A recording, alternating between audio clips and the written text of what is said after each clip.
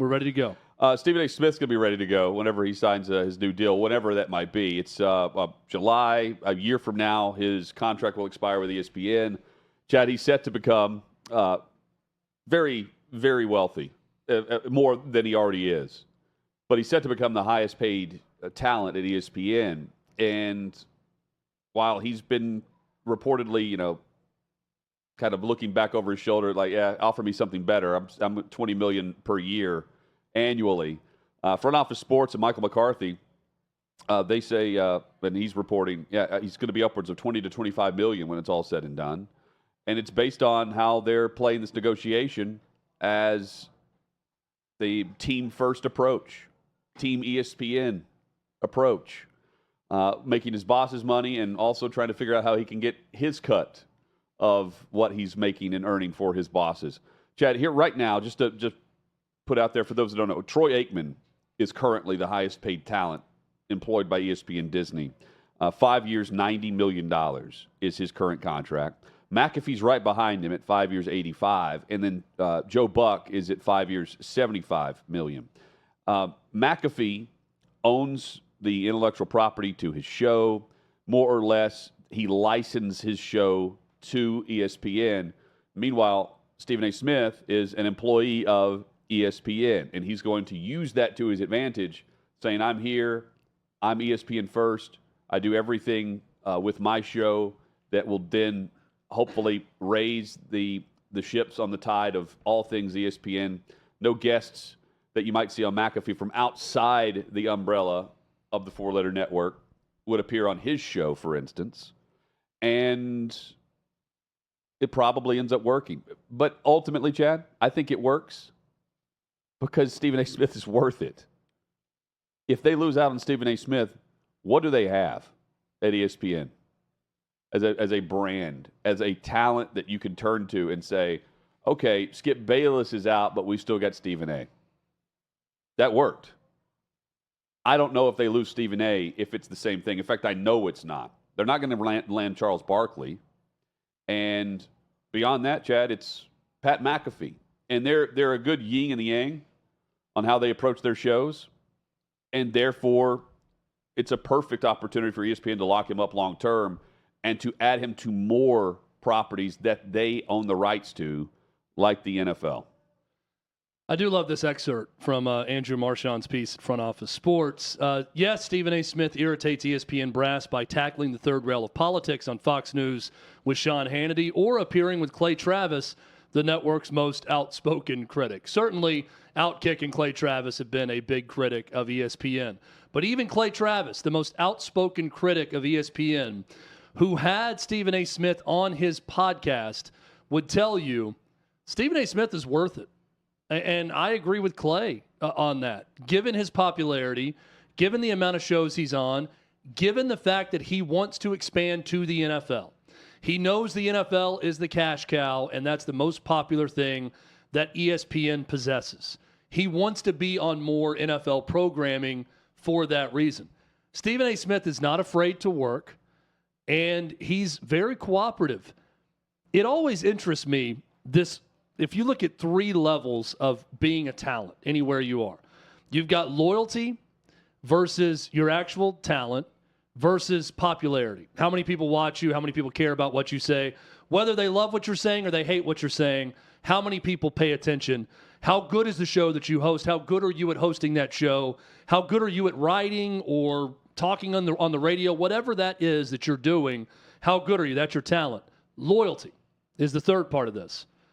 Loyalty, according to this Front Office Sports story, is what Stephen A. Smith's camp is selling above all else. Pat McAfee's not loyal.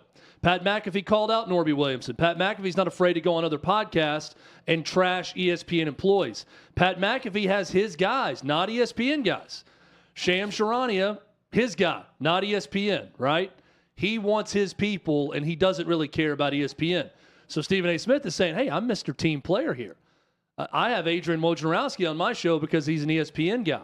I don't go after ESPN bosses. I don't go after ESPN talent.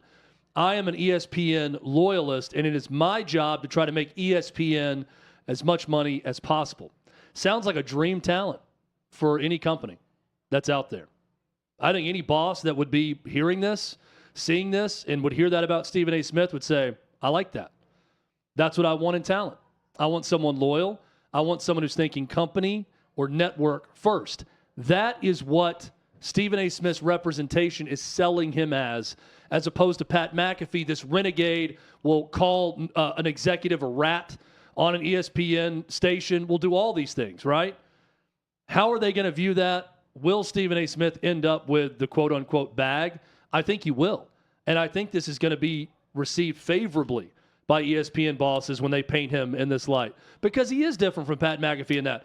Pat McAfee's also extremely talented. He's very high on the talent end of the spectrum that we're talking about, and he can get away with things like this because a lot of people care about what he says. Well, because ESPN allows him to, and they recruited him to do so. Yeah. He's going to get the bag because they can't afford to not do it, not because he's team-friendly.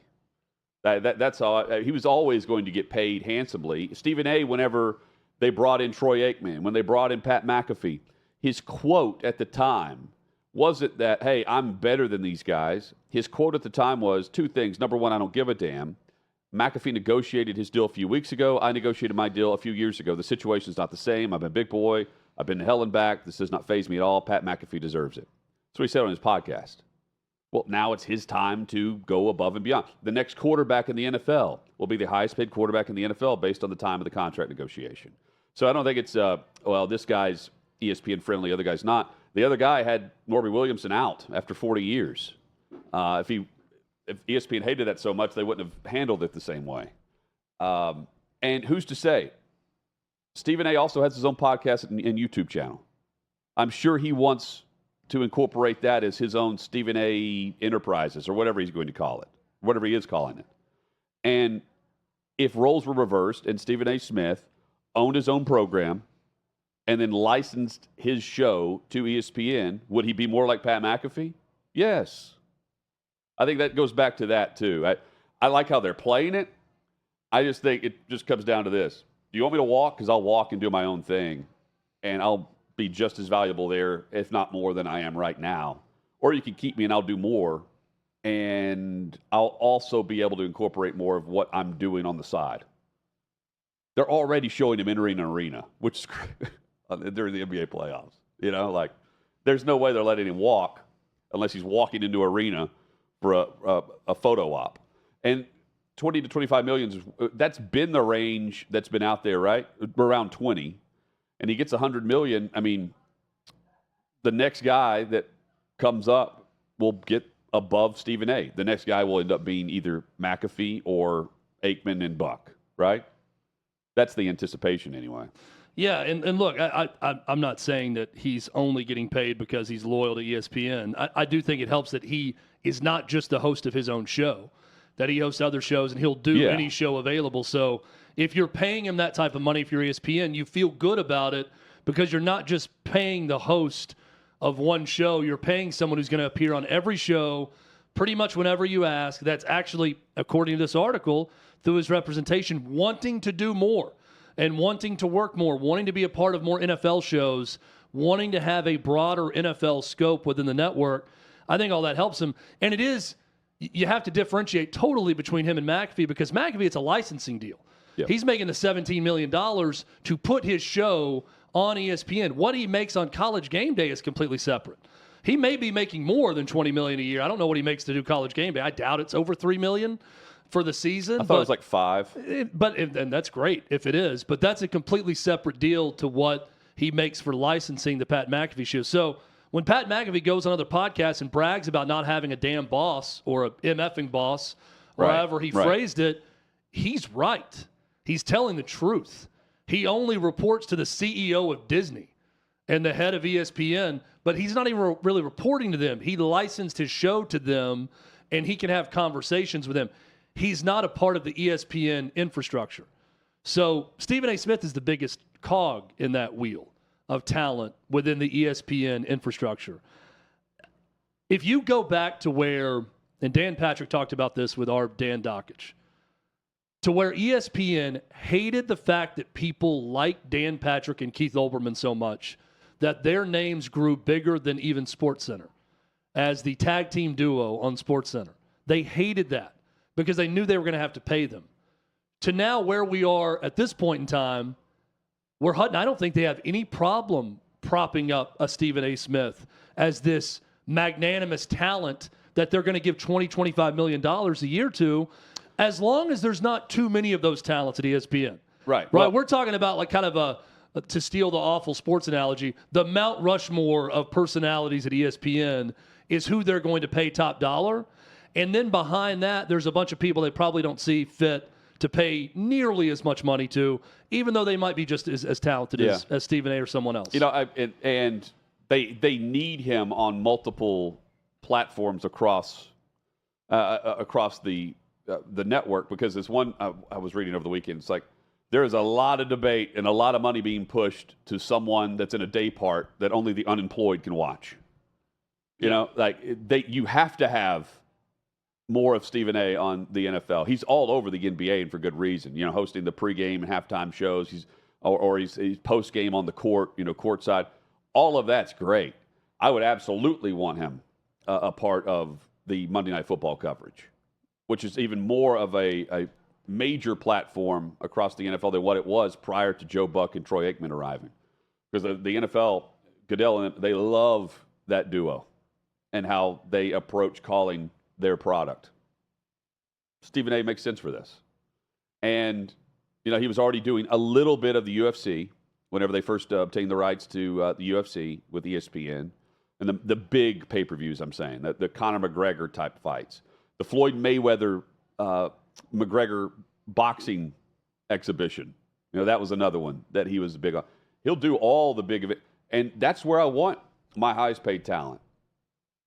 And I wonder what Stephen A. is going to get in return for, the podcast and everything else that he wants to do, because that's where he goes and will go down a rabbit hole that he wouldn't necessarily bring to the ESPN airwaves, wouldn't bring to First Take, but he'll go on and discuss whatever's happening with McAfee and what McAfee said about the bosses, or he'll call out Jason Whitlock or have Clay on.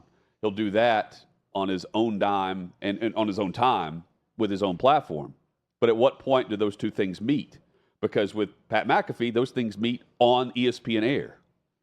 And I wonder how much of that Stephen A. keeps separate for good reason. If I'm ESPN, I want all that on my air. I don't know if they're that smart. I wish there was so much more. And I do think that ESPN is evolving in the right direction on this one thing. I want the best idea to win out more than who had the idea. Yeah. More often than not. I don't care who takes credit for the best idea or the great idea. Getting Pat McAfee on ESPN was a damn good idea for ESPN. Pat McAfee blasting Norby Williamson. And I'm sure friends of Norby Williamson will disagree with me on this. I don't care. As a third-party consumer of media and entertainment, I thought it was damn hilarious. And I thought it was awesome. There was great drama involved with that. It was a net positive for ESPN that they had that internal drama. I'm not talking about manufacturing drama like it's WWE, but kind of like First Take. I want more executives in the top level of companies and huge media conglomerates to swallow their pride a little bit more in the interest of what is best for the brand.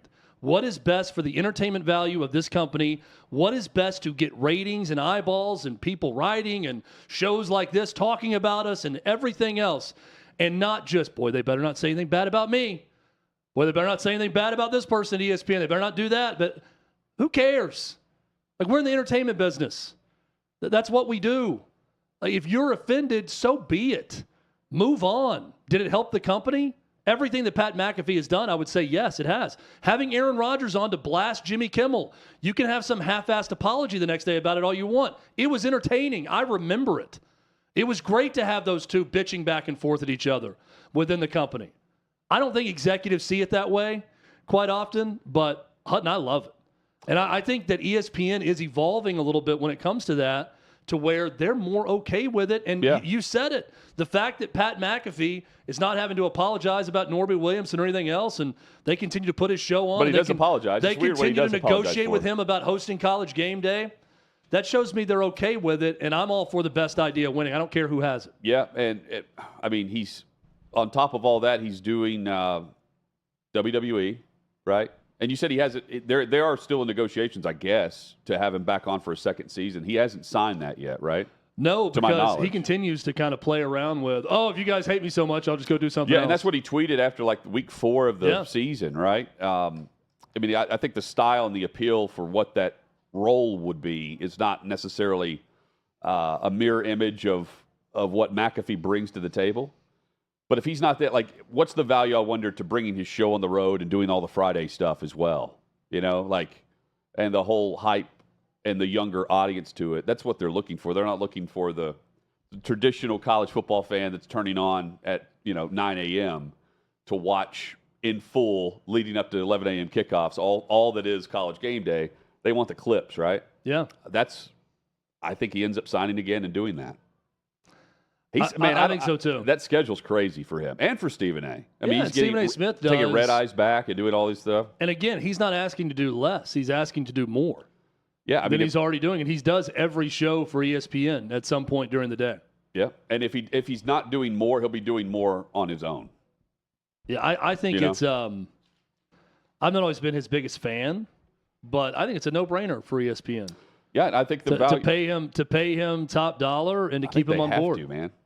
Even if a no-brainer, because if he's not there, Chad, I mean, they don't have anyone else like him. They have they have tried to have spin-off shows like First Take, and none of them have worked because they just can't. You can't just manufacture what Stephen A. Smith brings and what Bayless was also a part of. Yep. You can have the fake debate, but it doesn't work unless you have the consistency every single day that Stephen A. brings. And as ESPN transitions to this direct-to-consumer platform next year, they're going to need personalities to sell. Now, what matters more than anything at ESPN are the sports. It's their relationships, the contracts they have, the sports they can air live. That is far and away paramount to anything. I'm not talking about Paramount Network and their new CEO either. It's paramount to anything else they could have on air during the day, talent-wise, anything else. But start naming talent at ESPN. Stephen A. Smith, Pat McAfee are two of the top ones you're going to name. And then the rest are on the big brands that you're mentioning, the and NFL then they're and college attached football. to the biggest games. And I have said this, and I don't. Is Troy Aikman worth $18 million? Or are we going to watch Monday Night Football even if you paid someone $9 million to do the game? They don't see it that way because it's kind of like Robert Kraft saying this is a premium product. They're looking at it as it's a premium product that we want the biggest name attached to it when we have that game also, and I understand that as well.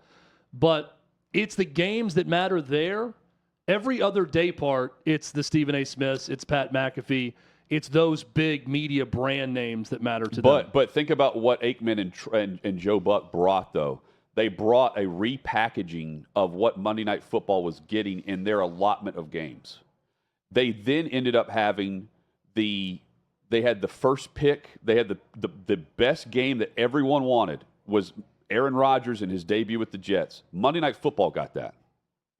And then they ended up later in the year getting Kansas City matched up against, who was it? Was it Baltimore later in the year? Well, they had a gigantic ratings increase, too, because of those better games. And because of having the better broadcast team. And the NFL loves that team. They do. Yeah. And it's not like Aikman holds back. I mean, he's more critical as an analyst about officials and other things than many out there. But Goodell and that crew up in New York, they love Joe Buck and Troy Aikman. They always have. And they, as a part of more money given to the talent, that then added more to the pie for ESPN and they had a playoff game. I feel like, though, I see more. Man, I don't know what their contract states and how many appearances they make and all that. And I'm not watching ESPN all day, every day, or anything like that. I feel like I see more Peyton Manning on ESPN than I do Troy Aikman or Joe Buck, which is just odd to me. I would feel like with that level of pay that you would write in, hey, 3 or 4 times a week, you're going to be a part of one of our big shows. All he does is stick around for Scott Van Pelt. Yeah, just go to your home office. We'll have a studio set up for you. And you're going to be – Joe Buck, I would think, would be doing a lot more sporting events. Or ESPN would try to incorporate him in different ways, and they don't. Did I see where he's back in the booth? He's going to do he's doing like Cardinals games or something coming up. Really? Joe Buck. I saw a headline briefly yesterday. That's where he comes from. I know, yeah. Of course, his dad. That'll be cool, though. Yeah. Are we going to see Deion Sanders cash in somewhere else a year from now? I brought this up yesterday, Chad, briefly, and had the discussion of once Shadour's gone, when Travis Hunter's in the league, and if we have a repeat of a 4-win Colorado team, a year from now, are we sitting here seeing Deion Sanders coach of fill in the blank instead of Colorado Buffalo's head coach? Maybe, maybe not. But the hype train that was a year ago is now built on expectation instead of doubt. You see where we're going here? Yeah. There was doubt at this time a year ago that they were going to do anything after he inherited a 1-win team and changed over every player except for, 7 or 8 scholarship players. Now it's, okay, you've had an off season. You've ignored the high school recruiting outlets. It's all about the portal. You've got a Heisman Trophy candidate apparently at quarterback. You have one of the best players in America that's a two-way player. And you have 2 first-round picks on offense. Go win in a new conference that doesn't have Texas or Oklahoma. We are headed towards what I think is more of a dumpster fire than what we are maybe seeing a year ago, which was bandwagon. I think it may be more of a collision into a brick wall. And while I don't think Deion is he doesn't look for reasons to hate negativity. He shows it on a daily basis. If you're not calling him Coach Prime, you're not getting a question answered. You know what I mean? Yeah. Apparently, he's not liking the discussion that we're having this year compared to last year either, based on some of the headlines or tweets and things that we've done and discussion we've had on this show, because he can no longer see those headlines, tweets, or discussion. Which surprised me, Hutton, because you have been one of the biggest supporters of Coach Prime. I really like. I feel like on this show, like you've defended a lot of things he said. It's hard for me to disagree with a lot that he said at the podium ever. Now, if you're reading a headline and not watching our show and not listening to what we're saying, you could probably see a headline and be tagged on and be like, well, these guys hate me. It's not going to be representative of what I've been saying. So I'm going to block these guys because they clearly hate me and I can do no right in their eyes. Right. And that may be the case. That may be why he blocked OutKick. It may be why he blocked our show specifically.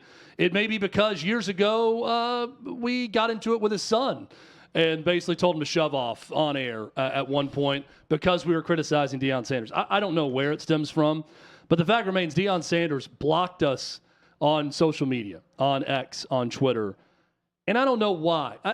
I'll say this about Deion Sanders, okay? And this is where I'm very confused about Deion, and I've been consistent with this. Deion Sanders is a walking contradiction. Deion Sanders is Bear Bryant meets Lil Wayne. I don't know who the guy is. If you heard him in a press conference after a big win or a big loss or during trying times of the team, he sounds very much like the old school, almost Bud Kilmer from Varsity Blues approach to football. Very, very old school. No nonsense, accountability.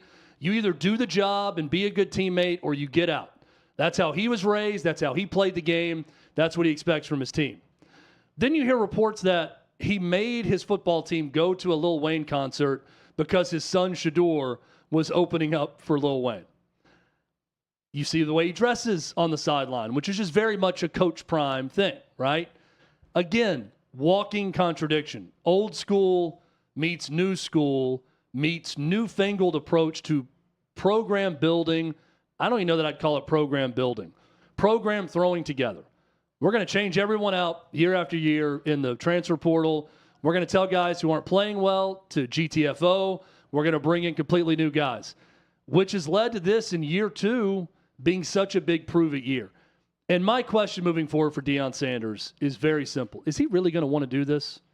When his son's not the quarterback, a top 5 pick possibly in the draft, when he's not quarterbacking for him, is he going to want to stick around and go try to find some portal transfer at quarterback from Minnesota or God knows where to come in and lead his Colorado Buffaloes program? Does he care enough about Boulder, Colorado or that university or the players left behind, the players that he told to go to a Lil Wayne concert to support his quarterback son?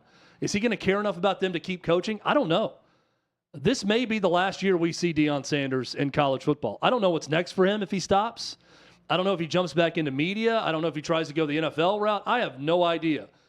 I just have big-time questions about his desire to really put down roots and stay in Colorado and build this thing and stick around for 3, 4, 5 years to see if it works. That's what leads us to this year. It's got to work this year for him. I think if it does and he proves that his formula can work big time, maybe he sticks around and he tries to do it again. I went to collegefootballnews.com, one of my favorite sites when it comes to college football analysis and predictions. And I also looked at some different odds-making websites, Hutton, and here's what I found. Yep. In terms of projected win total, point spreads for the upcoming season, Colorado has one likely win this next season, Cincinnati. That's it. They have one likely loss. That is, they're going to be a 10 or more point underdog. That is against Utah. That's it. The rest of their schedule would be put in the 50-50 game category. Okay? One strong likely win, one strong likely loss. 50-50 games. This is games that are 6 or less points either way, or about a touchdown either way. At Arizona, Baylor, at Colorado State, at Kansas, Kansas State, at Nebraska, North Dakota State, a sneaky big one to open the season on Thursday night, Oklahoma State, at Texas Tech, at UCF. All toss-up games according to Vegas and according to College Football News. If they go 6-6, is that enough to keep the blood flowing the right way for Coach Prime to want to come back to Colorado and not coach his sons and coach a new group? Is that what it's going to take? I think 6-6 would get him some more job offers possibly. Would he want to then bounce and go to a better job than Colorado? So many questions out there, Hutton, but the baseline of this for me is I'm just not sure about his willingness to stick around and see this thing through. Now, correct me if I'm wrong. I know they've lost some recruits from the high school ranks since they had some commitments in the fall of last year. But don't they have like a 4 or 5-star quarterback committed right now? I don't know about the quarterback. I think they had a 4-star guy I saw that committed to them. Their biggest recruit is Jordan Seaton, who's going to start at left tackle. He's a 5-star, number 1 offensive lineman in the country. But he's going to be a part of a group of 5 that's completely new. Remember, a year ago, they were terrible on the offensive line. Yes. Hutton, they gave up 56 sacks for a loss of 492 yards a year ago. So he completely washed out his entire offensive line, brought in a new one. There's going to be a true freshman starting at tackle in Jordan Seaton, and then a bunch of transfers. So they had a 5-star quarterback that just visited. It was a USC commit, but he's the number 1 ranked quarterback for the class of 2025. Malachi Nelson? No, it was Julian. No, he's already at USC. Julian Lewis. That's it. Yeah. I know who you're talking about. I remember seeing that story. And he posted, I guess, with Shador. Anyway, their backup quarterback's from Vandy. Yeah, and their star receiver possibly is Will Shepard, who was Vanderbilt's leading receiver, who was probably their best transfer this past year. It's interesting that if he's not for the long at Colorado, I wonder how those commitments go. You know what I mean? Like, I just under don't, the umbrella. Because here's the thing: he's never not coached one of his kids. Yeah. So. I do think he wants to coach. He's coached prior to even being at Jackson State. I want to know what the true burning desire is of Deion Sanders to stick around when his sons aren't on the roster. This is a guy who won't travel to recruit. Right. So, and his excuse was, well, if I go to one high school in Florida, then they're going to be mad at me at the other one when I don't visit, which I think is a bunch of BS. He needs to be on the road recruiting, like a college football head coach would. But going back to your point, Hutton, how are recruits receiving all this? I don't know how anyone could be confident that you're going to be coached by Deion Sanders 3 or 4 years if you sign on with Colorado right now. To be fair there, I don't know how anyone can be confident you're going to be coached by the coach that is recruiting, period. No doubt, but at least those coaches are saying that, or like you'd look at their job and think, they're probably going to be here. Odds are likely they're going to stick around for a while I'm here. But they're also building it year to year. So I don't know how much they're talking about hey, 3 years from now, when you're a junior or a redshirt sophomore, you're going to play this position. I think it's very much you better come in here and compete and produce now, win now, and who knows what the future holds. Well, and I believe Pat Shurmur's now the OC there. He is. So you're working with him. You're going from Sean Lewis, who ran a very different, high-paced college spread offense, to a pro-style offense. It could help Colorado. Colorado a year ago, this is an interesting stat, they gave up 2,117 yards in the ground. They gained 827 yards all season on the ground. Not just not having a 1,000-yard rush, their entire team gained 827 yards in the ground. That's it. Well, that's going to change this year, you would think, with Pat Shurmur. And then all the sacks that were allowed that account. Chad, there's the Big 12, which is going to be dominated tomorrow. By the way, is media day for Deion. Then there's Mike Gundy. Media day is underway for the Big 12 today, and Mike Gundy, in response to Ollie Gordon, who was arrested for, was it DWI over the weekend? It was June 30th, I believe, is when this took place. Not going to suspend him for a game on the field. Not going to. There's not going to be any penalty for Ollie Gordon when it comes to on the field. Stating to ESPN he's going to play, and there's going to be internal punishment. But Chad, he says that it's a business decision in the full quote. And let me pull it up here. He's going to play. I might make him carry the ball 50 times in the first game, but he's going to play. We have 68 employees in our building and 139 other players. My job now in the business world that we're in is to make decisions for everybody.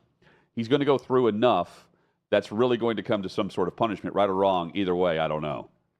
That's just the decision I made because I don't want him to go hide and not talk to the media. I don't want to affect other players on our team based on the decision that he made. Business decision for Ollie Gordon. Top back. I reserve the right for anyone to respond to this however they want. That, a guy got a DUI and faced no punishment. I've worked at a place in the past where that's very common to happen if you're an on-air talent or someone else. So it has happened before. This would not be the first time a company has made this decision. I love Mike Gundy. This is incredibly refreshing that he is saying, essentially, I'm not a damn educator anymore. I am the leader of an enormous company and a business that produces a lot of money, and we treat our players like employees. They're getting paid now, too. I've got a bunch of employees under me that rely on me and rely on our winning to sustain their families, to continue to make a living for their jobs. And Ollie Gordon's a damn good running back. And instead of punishing me and all of those employees and all of those players and all of those boosters, the T-Boone Pickens relatives and everyone else in Cowboy Nation that give money to the school, I'm not going to punish them. I'm going to run this guy into the ground. I'm going to punish him away from the game, and we're going to run him as much as possible to have as much success as possible while Ollie Gordon is here. You may hate hearing that, but damn it if that honesty isn't refreshing, Hutton. I do love the fact that he's just coming out and saying it. I'm not your educator anymore. I'm not here to teach life lessons. I'm here to run a football business. That is what major college football has been for a while, and it's certainly that now. So I'm not going to sit here and pretend that because there's been some code in years past, if you get arrested, you're automatically going to sit out games. No. We make the rules here now, and the rules for me are I owe it to the people that I employ to do what's right for the team. And what's right for the team is Ollie Gordon to play. Yeah, luckily no one was hurt. And he says that, He's 20 years old, too, by the way, Ollie Gordon.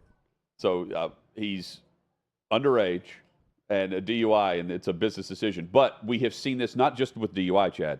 We've seen this where things have played out on the field. I'm thinking post-game Alabama-Tennessee, by the way, where there's no punishment there. So whatever's happening behind the scenes, we're going to handle it internally and go about your day. This isn't surprising to me. The fact that he's an All-American and a Heisman Trophy finalist snub, I should say, helps with this decision to make a business decision. But it's kind of like the NBA banning someone for life but it's not one of their star players for gambling, right? Or Major League Baseball doing it, but it's not Shohei Ohtani. Yep. You know, it's about what do you bring to the table? Business decision. This guy's going to be great. Well, it's him and Shador that are like the top of the class for all these preseason votes for MVP of the conference. 2 examples at Alabama. You brought up a good one with Jermaine Burton and Alabama football. Nick Saban made a business decision. I wish he just would have said it the way that Mike Gundy did. Look, I'm in charge of a business. We're going to handle this internally. We don't agree with what he did. Yeah. But if we take out our number 1 or number 2 receiver against Mississippi State or whoever they were playing that week, it's going to affect our team, so we're not going to do it. Brandon Miller at Alabama. I would not have agreed with the decision, but if Nate Oates just came out and said, look, guys, you know, he's not arrested for anything. I don't know everything that went on. This certainly does not look good. This is an awful situation. But he's here for 1 season. I think we all know that. And he's going to be a top 3 pick in the NBA draft. So I'm going to play him. I would have disagreed with it, but I would have respected the honesty instead of putting your head in the sand and pretending that nothing bad happened. Yeah. And they didn't do anything wrong. And by the way, Gundy's not doing that either. Well, he's talking about the people he could have hurt and everything else that goes along with that decision. And I also like that he's not hiding him from the media. He is sending him to Big 12 Media Days as punishment. Yeah, to face facts. The music. He said face facts. Because he's going to be asked all these questions. I love this. Absolutely love it.